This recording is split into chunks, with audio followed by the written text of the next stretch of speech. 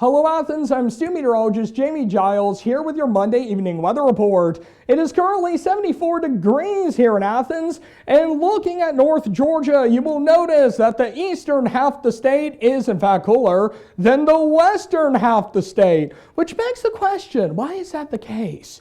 It turns out this actually because of a phenomenon that we call the wedge. There is a high pressure that is built up along the Appalachians to our north, and that is funneling cooler air down into our area, cooling down our temperatures, which is why it feels kind of nice at the moment. 74, not bad. And it's going to be cooling off tonight, of course, as you would expect. 65 degrees is the low, and there will be some isolated showers overnight. And it's also going to be cloudy overnight. It's currently cloudy in Athens. It's going to be staying cloudy. Not just Athens, but northern Georgia as a whole, really. And looking at tomorrow, mostly cloudy.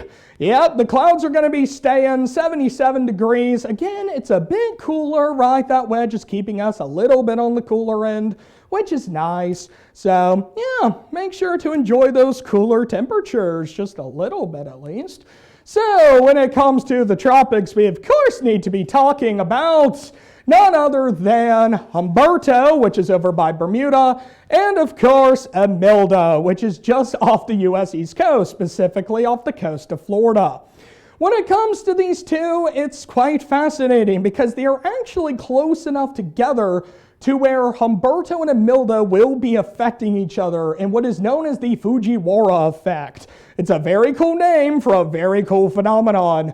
Now, how exactly the Fujiwara effect is going to undergo is quite fascinating. In this case, Humberto is significantly stronger than Imelda, so it is going to be dominant when they interact. But another way, Humberto is going to be able to bully Imelda.